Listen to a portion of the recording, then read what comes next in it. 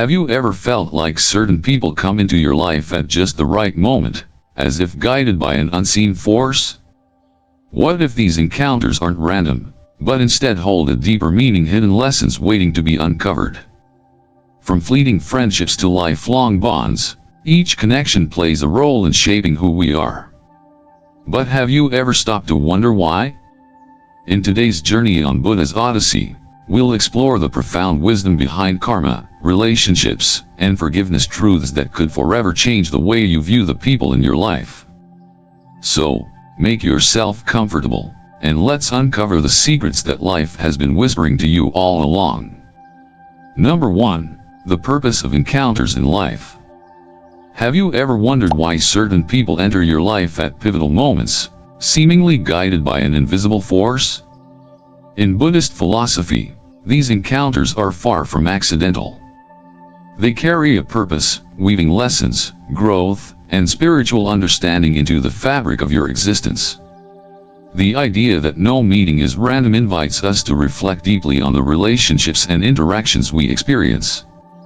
Each connection serves as a catalyst for change, sometimes nurturing us, sometimes challenging us, but always contributing to the unfolding of our personal journey.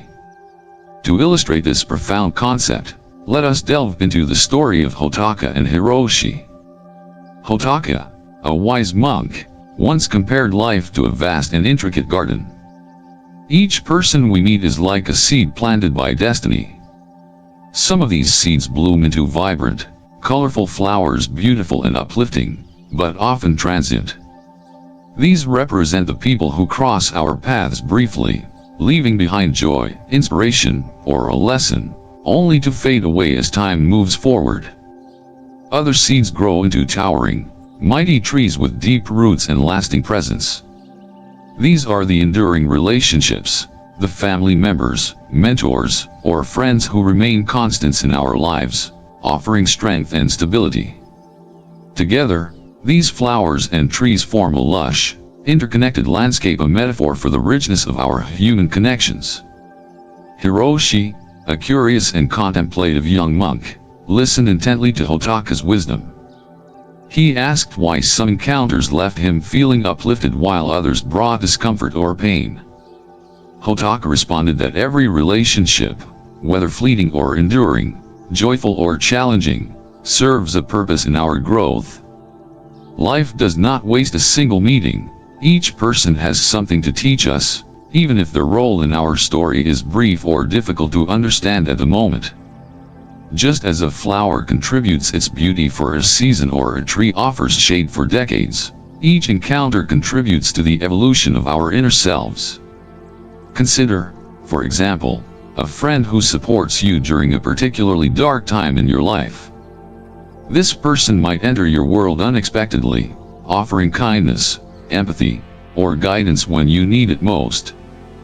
Their presence may be brief, they could move away, lose touch, or fade from your daily existence, but their impact remains profound. That fleeting friendship might teach you resilience, restore your hope, or give you the emotional closure you needed to move forward. These flowers in your life serve a purpose, even if their season with you is short-lived. They show you the power of human connection and the beauty of impermanence. On the other hand, the trees in your garden represent those rare relationships that endure through the passage of time. These are the friends who celebrate your successes and hold space for your grief, the family members who guide you with wisdom, or the mentors who shape your values and character. They are steadfast and reliable, providing support and continuity as you navigate life's complexities. Their presence is a reminder that while some connections are transient, others are deeply rooted, offering stability and strength in an ever-changing world. However, not all seeds in the garden grow easily. Some encounters challenge us, forcing us to confront uncomfortable truths about ourselves or the world around us. These relationships might feel like weeds, unwanted and difficult, yet they play a crucial role in personal development. A toxic colleague, for instance, might push you to set boundaries and stand up for yourself. A romantic partner who breaks your heart could teach you about self-worth and the importance of healing. Even the painful lessons have a place in the garden of life, as they cultivate resilience, empathy, and self-awareness. Hotaka's metaphor of the garden reminds us that life is a delicate balance of joy and pain, growth and decay. Every person who crosses your path, whether they bring sunshine or storms, is part of the ecosystem that shapes you. Reflecting on this idea can transform how we view our relationships.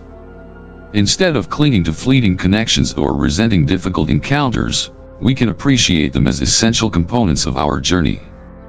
Each person is like a gardener tending to your growth, whether through encouragement, challenge, or reflection. In modern life, we often focus on the quantity of relationships rather than their quality. Social media has amplified this tendency, encouraging us to collect friends, followers, and likes as markers of success or popularity. Yet, Buddhist philosophy invites us to shift our perspective. It's not about how many people you know but the depth and meaning of those connections. A single meaningful relationship can have a more profound impact on your life than 100 superficial ones. The flowers and trees in your garden are not measured by their number but by the richness they bring to your soul. This perspective also teaches us to let go of attachments to relationships that no longer serve us. When a flower wilts or a tree falls, it is not a failure or a loss but a natural part of life's cycle. Holding on too tightly to what has passed prevents new growth from taking root. Instead, we must embrace the impermanence of connections and trust that every encounter, whether brief or enduring, has played its role in our evolution. By doing so, we create space for new seeds to be planted and new lessons to be learned. As you reflect on the people who have entered and exited your life, consider the ways they have contributed to your personal growth. Who has been a vibrant flower, bringing light and color to your path for a short time? Who has been a mighty tree, standing firm and unwavering through life's seasons? And who has been a challenging weed, forcing you to grow stronger in the face of difficulty? Each of these roles is invaluable, and together, they form the intricate, ever-changing garden of your existence. Number 2, the balance of helping others. In life, the instinct to help others often stems from compassion and goodwill, yet the wisdom of Buddhist teachings emphasizes that even help must be offered with mindfulness and discernment. According to the teachings of Nora, helping without being asked can interfere with an individual's karmic journey, disrupting the natural lessons they are meant to learn. This principle challenges us to rethink the way we offer assistance, urging us to focus not just on the act of helping but on the appropriateness and timing of our actions. Nora illustrated this profound truth through the story of Shun and Masu. Shun, a kind-hearted individual, learned that his close friend Masu was struggling with financial debt. Out of concern and a desire to ease Masu's burden, Shun secretly paid off his debts, believing he was doing a noble deed. Initially, Masu expressed gratitude for the gesture, but over time, an unintended consequence emerged. By resolving the issue for Masu, Shun had unintentionally deprived him of the opportunity to confront his financial challenges, develop problem-solving skills, and cultivate self-reliance. Instead of growing stronger through adversity, Masu began to lean on Shun emotionally and financially, developing a sense of dependency. Their relationship became strained, and Masu ultimately lost a chance to learn the value of resilience and accountability. This story highlights the critical insight that true help should come when requested and when it aligns with the recipient's readiness to grow. Unsolicited intervention, no matter how well-intentioned, can disrupt the balance of someone's spiritual or personal development. When we step in uninvited, we risk removing the valuable lessons that come from navigating challenges independently. In many ways, life's struggles act as teachers, and when we bypass these lessons for others, we inadvertently rob them of their growth. In modern contexts, this principle is vividly illustrated in parent-child relationships. Many parents, driven by love and a desire to shield their children from hardship, overprotect them by solving their problems preemptively. For instance, a parent might intervene to resolve a conflict with a teacher or peer, complete a school project on their child's behalf, or micromanage every aspect of their child's life. While these actions stem from care, they can have long-term negative effects. Children raised in such environments may miss out on critical opportunities to develop independence, problem-solving skills, and emotional resilience. Over time, these children may struggle to handle challenges on their own, as they were never given the chance to build the confidence and skills necessary to face difficulties independently. Similarly, this principle extends to friendships and partnerships. Imagine a scenario where one friend constantly steps in to fix the other's problems, whether they are emotional, financial, or professional. While the helper may feel a sense of accomplishment, the recipient might begin to feel incapable or overly dependent. The relationship dynamic becomes imbalanced, fostering resentment or a sense of inadequacy in the person being helped. Such relationships, though initially rooted in care, can deteriorate due to the unintended consequences of unsolicited assistance. This principle does not mean we should turn a blind eye to those in need. Instead, it invites us to cultivate discernment and respect for the autonomy of others. Help should be offered in a way that empowers rather than diminishes. For instance, rather than solving someone's problem outright, we can offer guidance, resources, or emotional support, allowing them to take ownership of their challenges. This approach not only respects their journey but also fosters a deeper sense of trust and mutual respect in the relationship. Consider a workplace scenario where a well-meaning colleague takes on tasks for someone struggling to meet deadlines. While the intention is to relieve stress, the unintended result may be that the struggling colleague never learns time management or efficiency. Over time, this dynamic can lead to dependency, resentment, or even a lack of professional growth for the person being helped. In contrast, a better approach might involve offering to mentor the colleague, teaching them strategies to improve their performance while allowing them to retain responsibility for their work. The wisdom of Nora's teaching lies in the understanding that life is an intricate web of karmic lessons and growth opportunities. Each person is on their own path, and the challenges they face are tailored to their spiritual and personal development. By intervening prematurely or unnecessarily, we risk disrupting this natural process. Instead, we must learn to observe, wait, and offer assistance only when it is sought or when the timing aligns with the individual's readiness to grow. In broader societal contexts, this principle is particularly relevant. Non-profit organizations or aid groups, for example, sometimes face criticism for offering solutions that, while well-meaning, do not address the root causes of systemic issues. Providing short-term relief without empowering communities to build sustainable systems of self-reliance can create cycles of dependency. Effective help should focus on education, skill building, and empowerment tools that enable individuals and communities to thrive independently. Ultimately, the balance of helping others requires a deep awareness of the recipient's needs and readiness, as well as a respect for their autonomy and growth.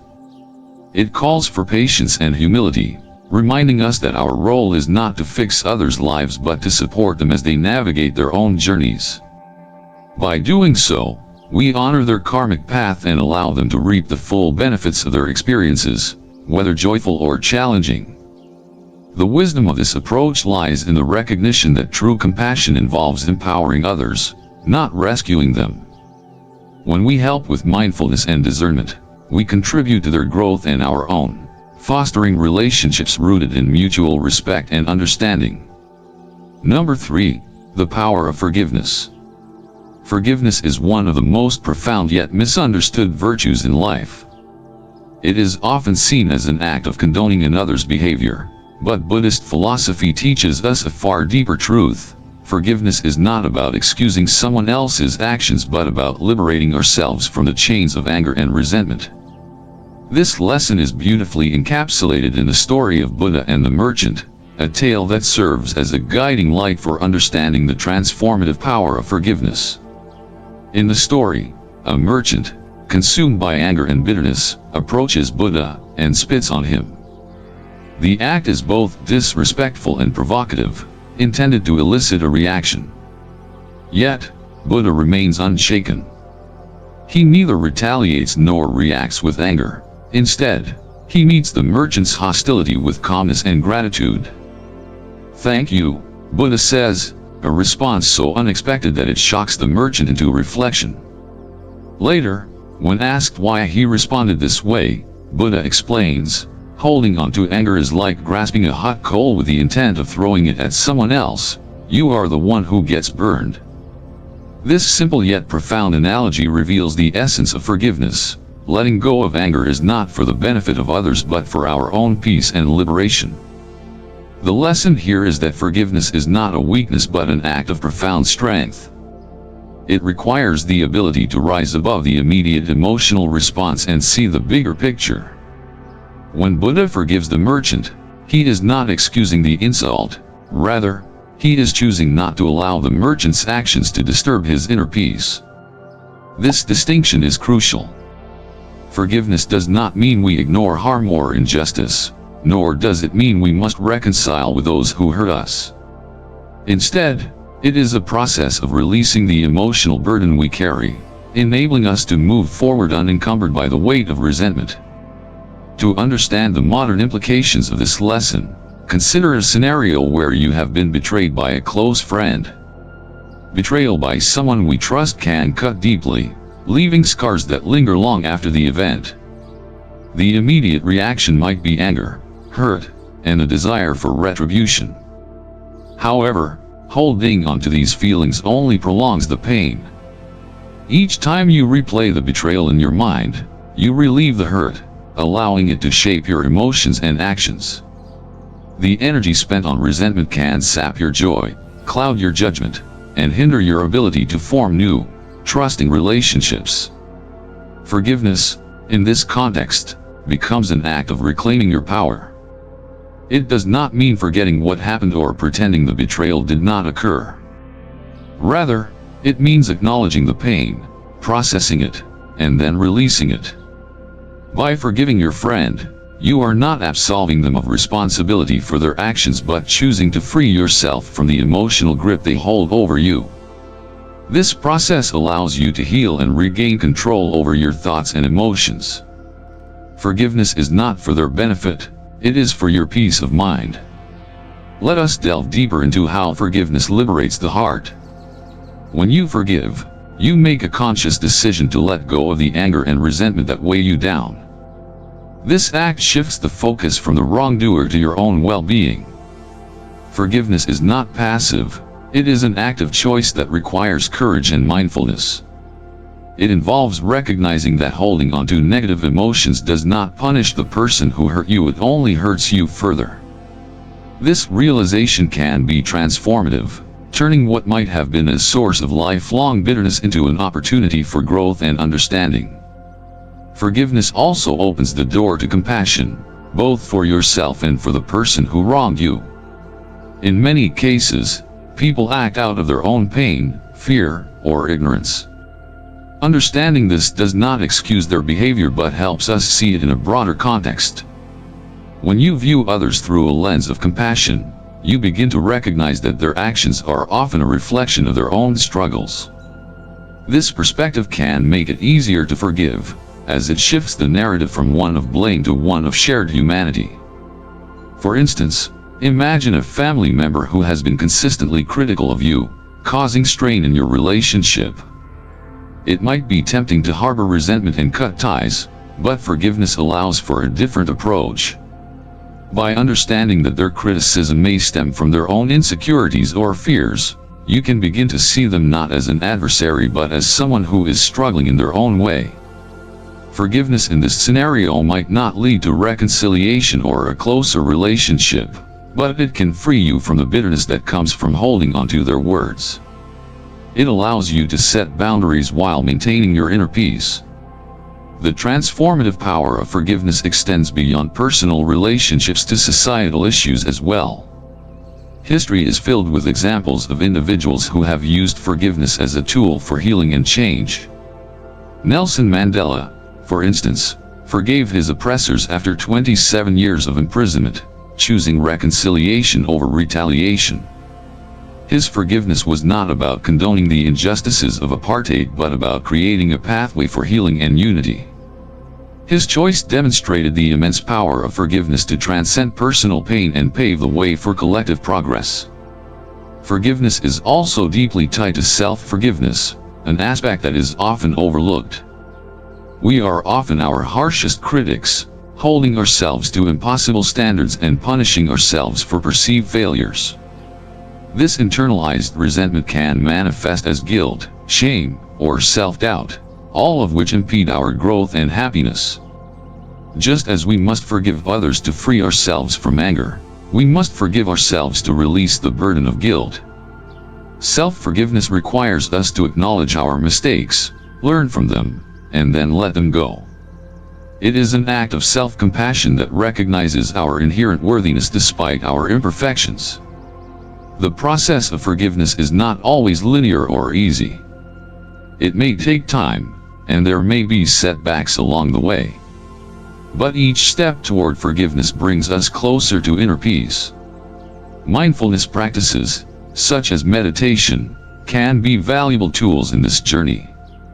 By cultivating awareness and compassion, we can create the mental space needed to process our emotions and release them.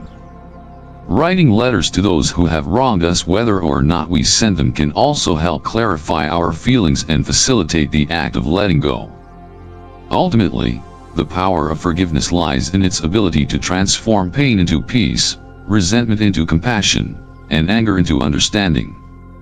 It is a gift we give ourselves, a way of reclaiming our inner harmony and breaking free from the cycles of hurt that bind us.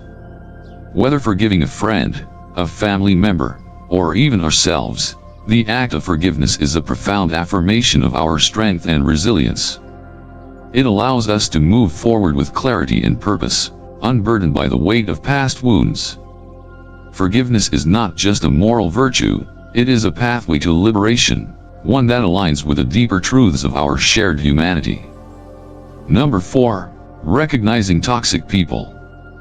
Recognizing toxic individuals is a critical skill in maintaining emotional well-being and fostering healthy relationships. Eason's teachings provide profound insights into identifying and managing the presence of toxic people in our lives. Toxicity often manifests in subtle, manipulative ways that can deeply impact our sense of self and overall happiness.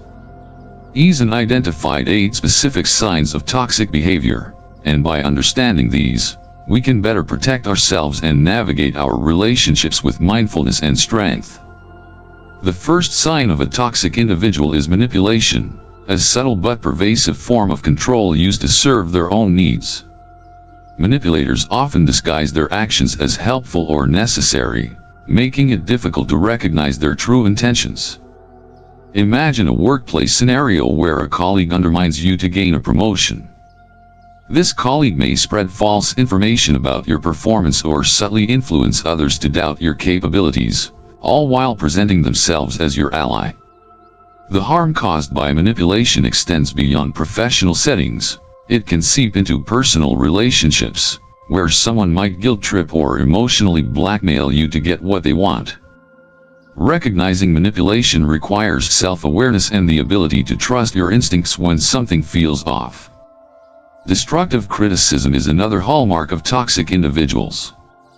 Unlike constructive feedback, which aims to help you grow and improve, destructive criticism serves no purpose other than to tear you down. Toxic individuals often mask their hostility as honesty or tough love, but their constant pointing out of faults without offering solutions erodes your confidence and sense of worth. For instance, a friend who habitually belittles your achievements or mocks your dreams under the guise of humor is engaging in destructive criticism. Over time, this can make you second-guess your abilities and discourage you from pursuing your goals. To combat this, It's essential to differentiate between feedback that helps and criticism that harms, choosing to surround yourself with those who uplift rather than diminish you. Social isolation is a particularly insidious tactic employed by toxic individuals.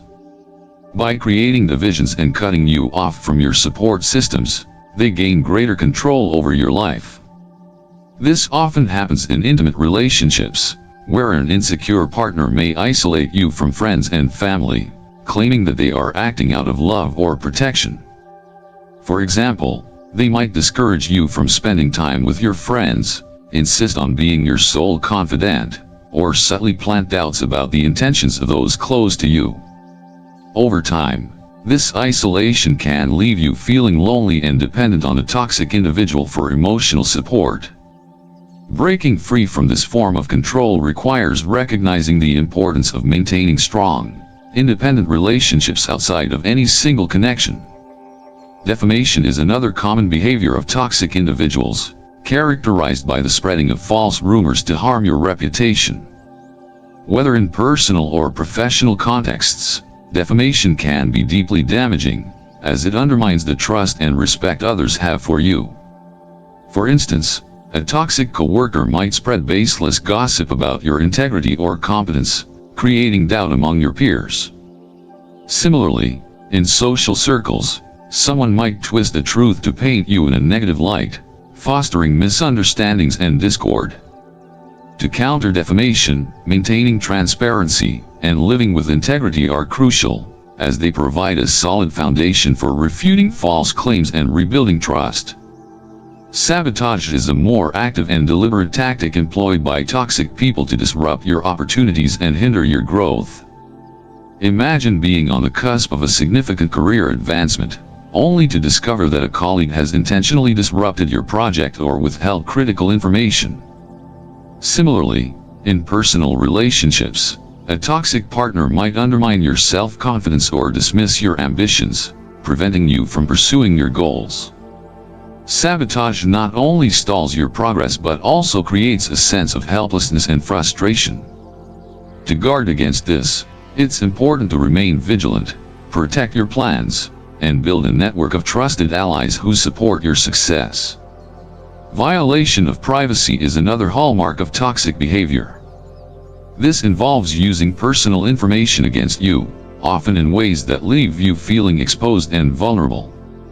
Toxic individuals might snoop through your belongings, read your private messages, or share your secrets without consent. For instance, a friend who betrays your trust by disclosing sensitive details about your life to others is violating your privacy. In more extreme cases, this behavior can escalate into blackmail or emotional manipulation. Protecting your privacy requires setting clear boundaries and being cautious about whom you trust with personal information.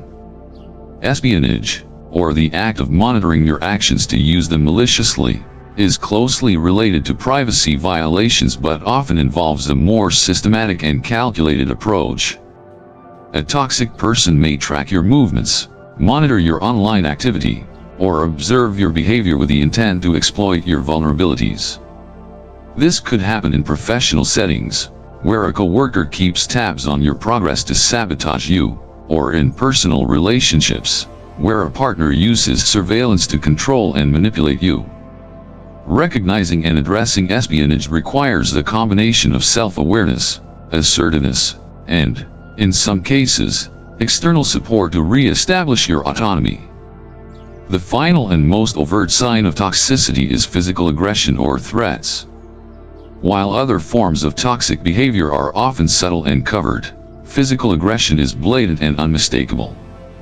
This might include acts of violence, intimidation, or threats designed to instill fear and compliance.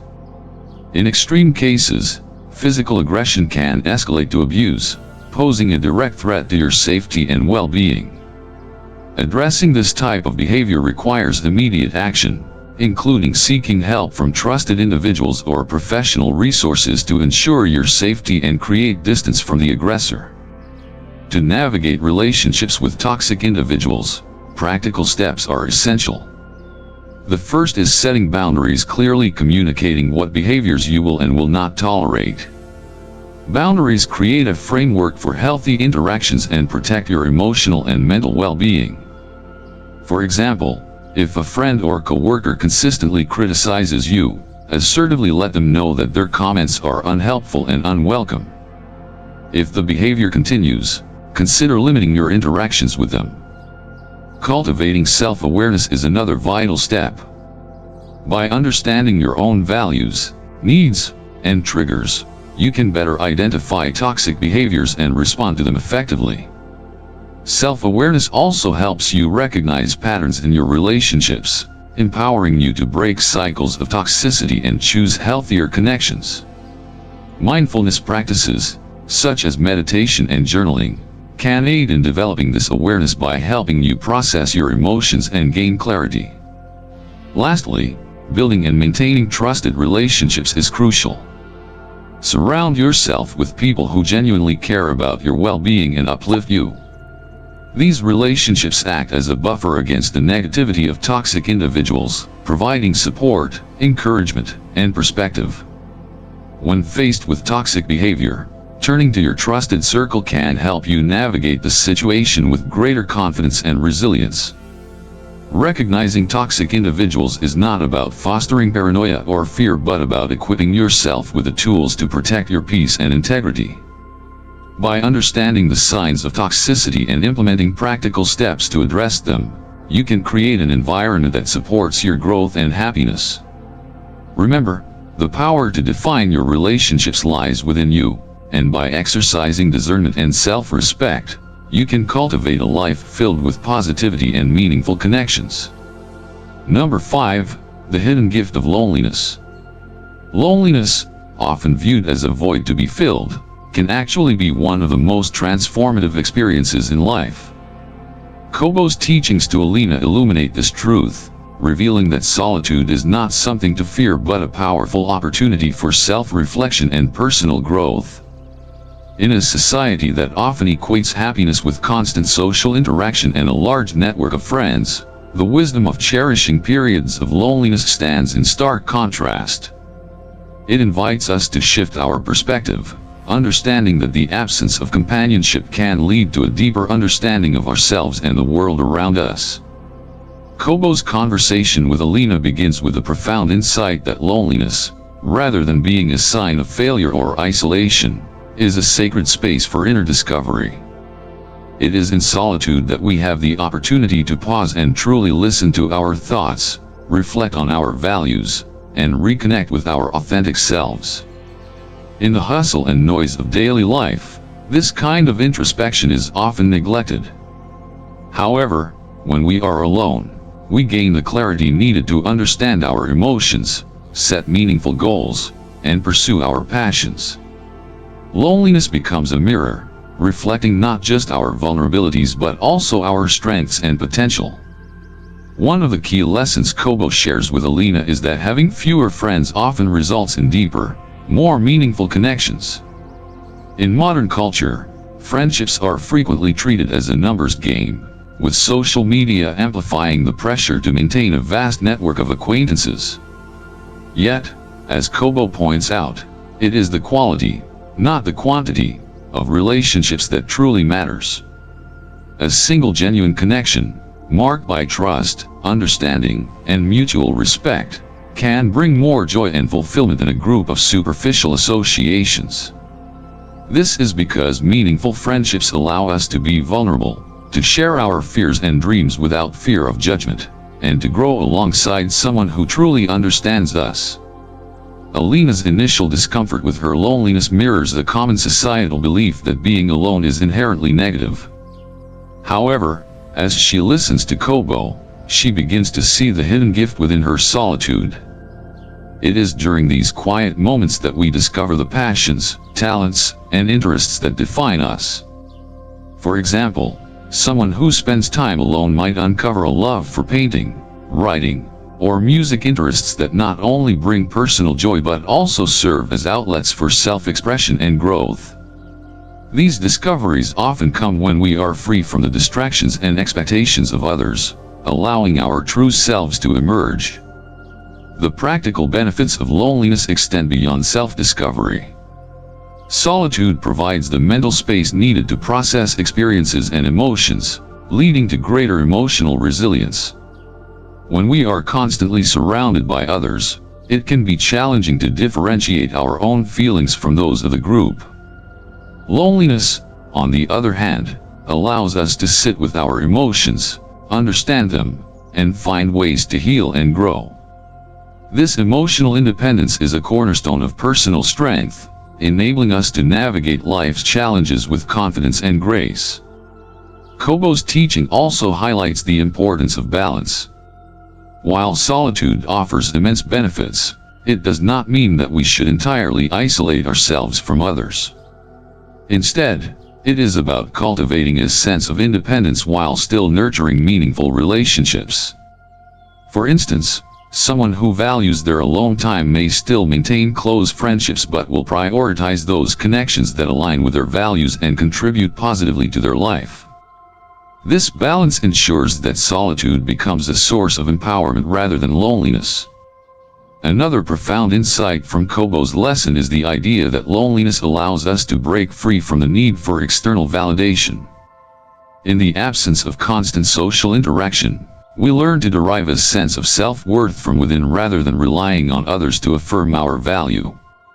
This internal validation is particularly important in a world where social media often distorts our perception of success and happiness.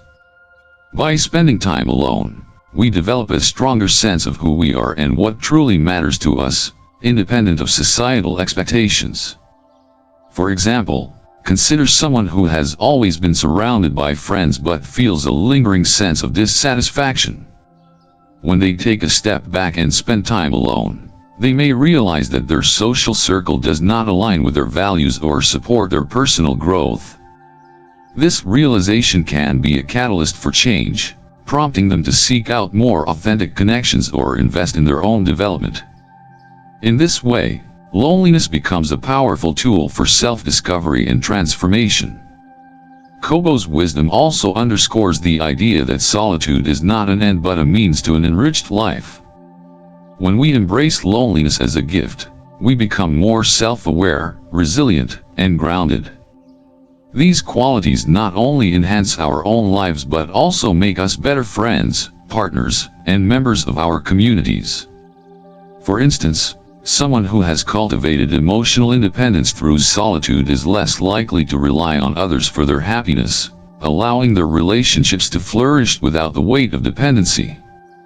In Alina's case, her initial struggle with loneliness ultimately leads her to a profound sense of empowerment. She learns that being alone is not synonymous with being lonely and that solitude is a space for growth, creativity, and self-compassion. This shift in perspective enables her to approach her relationships with greater clarity and intention, seeking out connections that are mutually enriching rather than superficial. Through her journey, she discovers the truth of Kobo's teaching, that loneliness, far from being a burden, is a gift that allows us to truly know ourselves. The practical applications of this lesson are numerous.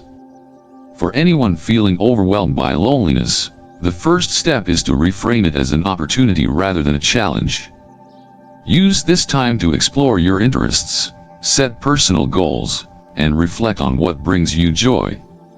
Journaling, meditation, and creative pursuits can all be valuable tools for self-discovery during periods of solitude. Additionally, prioritize the quality of your relationships over their quantity, seeking out connections that are genuine and supportive. Finally, it is essential to remember that loneliness, like all emotions, is temporary. By embracing it with curiosity and openness, we can transform it into a powerful force for personal growth. As Kobo teaches, the hidden gift of loneliness is not just the freedom to discover who we are but the strength to embrace that self fully, creating a life that is both meaningful and fulfilling. Number 6. The dark side of kindness. Kindness is often celebrated as one of the most virtuous traits a person can possess.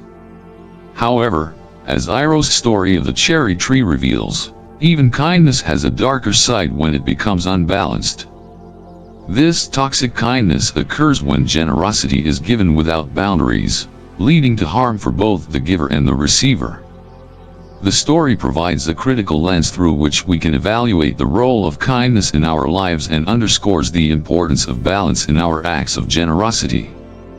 The cherry tree in Iroh's story symbolizes the heart of a community, thriving and bearing fruit due to the mutual care and respect shared among the villagers.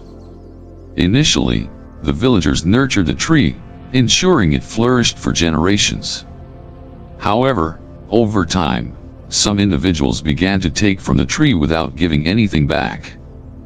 They harvested its fruit selfishly, neglecting the tree's needs. As a result, the tree's vitality began to dwindle, and with it, the prosperity of the village. This metaphor illustrates how unbalanced generosity, when kindness is exploited or given without regard for limits, can weaken the giver and fail to teach the receiver the value of reciprocity. The central lesson from this story is clear: kindness must have boundaries. True generosity comes from a balanced heart, one that recognizes the importance of giving while also preserving its own strength. Without this balance, kindness becomes toxic, leaving the giver depleted and the receiver unable to grow. This toxic kindness often stems from a desire to please others or a fear of being perceived as selfish, but it ultimately leads to resentment, burnout, and unhealthy dynamics in relationships. In modern life, toxic kindness manifests in various forms, from overcommitted parents to overburdened employees who cannot say no. Take the example of a parent who sacrifices their identity entirely for their children. They prioritize their children's needs above their own, neglecting their personal well-being, passions, and social connections. While this selflessness may seem noble, it often leads to burnout and resentment over time. The parent becomes emotionally and physically drained, and their children, instead of learning independence and resilience, grow up with a sense of entitlement or an over-reliance on others. Another example can be seen in the workplace, where an employee who is overly generous with their time and energy often finds themselves exploited by colleagues or supervisors. They take on extra tasks, volunteer for every project, and rarely set boundaries. Initially, their efforts may be appreciated, but over time, this imbalance can lead to exhaustion and diminished productivity. Furthermore, their colleagues may become dependent on their help, failing to develop their own skills or take responsibility for their work. In such cases, the giver's unbalanced generosity not only harms them but also stifles the growth of those around them. The root of toxic kindness often lies in a misunderstanding of what it means to be kind. Many people equate kindness with self-sacrifice, believing that putting others first, no matter the cost, is a sign of virtue. However, true kindness is not about neglecting oneself, it is about giving from a place of abundance and authenticity. When kindness is rooted in self-respect and awareness, it becomes a powerful force for good, fostering mutual growth and well-being. To understand this better, consider a teacher who dedicates themselves entirely to their students, working long hours and neglecting their personal life. Over time, this teacher may become exhausted and disengaged, their passion for teaching diminishing as burnout sets in. In contrast, a teacher who sets boundaries, prioritizes self-care, and ensures they have time to recharge is better equipped to support their students effectively. Their balanced approach to kindness allows them to give generously without compromising their own well-being. Iroh's story also reminds us that kindness without boundaries can prevent the receiver from developing important life skills. When we do too much for others, we deprive them of the opportunity to face challenges, solve problems, and grow. For instance, consider a friend who is always there to bail out another friend financially, even when the latter makes irresponsible choices. While the giver may feel they are helping, their actions enable the receiver's poor decisions, preventing them from learning financial responsibility. True kindness, in this case, would involve setting boundaries and encouraging the receiver to take accountability for their actions. In personal relationships, Toxic kindness can create a dynamic of dependency and imbalance. For example, a partner who constantly prioritizes the other's needs while neglecting their own may initially be seen as loving and selfless. However, over time, this one-sided dynamic can breed resentment and dissatisfaction. The giver feels unappreciated, while the receiver may take their efforts for granted. To avoid this, both partners must strive for mutual respect and reciprocity, ensuring that kindness flows both ways and that both individuals feel valued and supported. The concept of toxic kindness also applies to larger societal dynamics. For instance, well-meaning charitable efforts that provide aid without addressing systemic issues can create cycles of dependency rather than empowerment. A food donation drive, while helpful in the short term, does not address the root causes of food insecurity. In contrast, initiatives that focus on education, skill building, and sustainable solutions empower communities to thrive independently. This approach reflects the principle of balanced kindness, where generosity is paired with wisdom and foresight. Practical steps to avoid toxic kindness include setting clear boundaries, practicing self-awareness, and learning to say no when necessary. Boundaries are essential for maintaining a healthy balance between giving and preserving one's own well-being. For example, a person who is constantly asked to help with tasks at work can set limits by communicating their availability and prioritizing their own responsibilities. Self-awareness helps us recognize when our kindness is driven by guilt or a desire for validation, allowing us to make more intentional choices about how and when we give. Saying no can be one of the most challenging yet liberating aspects of balanced kindness. It requires courage to prioritize our own needs and recognize that we cannot pour from an empty cup. By learning to say no, we create space for self-care and ensure that our acts of generosity come from a place of strength rather than obligation. Ultimately, the dark side of kindness is a reminder that even the most virtuous qualities require balance and mindfulness. True kindness is not about sacrificing oneself for others but about creating a harmonious flow of giving and receiving. It is about recognizing our own needs and boundaries while supporting the growth and well-being of those around us. As Iroh's story teaches us, kindness rooted in balance and self-respect is not only more sustainable but also more impactful, allowing both the giver and the receiver to flourish. Remember, every encounter, whether joyful or painful, serves a purpose. Each connection is part of your life's intricate design. Here are 3 powerful takeaways to guide your journey. First, pause before helping. Ask if the person is truly ready for your guidance, as unsolicited help can disrupt their growth. Second, forgive with awareness, not for their benefit, but for your own liberation from emotional burdens. And finally, discern your relationships. Invest in bonds that nurture your soul and let go of those that drain your energy. Your life is like a symphony, and every person you meet is a note. How you choose to harmonize with others creates the melody of your spiritual journey. Are you ready to embrace the wisdom of meaningful connections? If you found this video insightful, don't forget to like, share, and subscribe. Together, let's continue this journey of spiritual growth and discovery.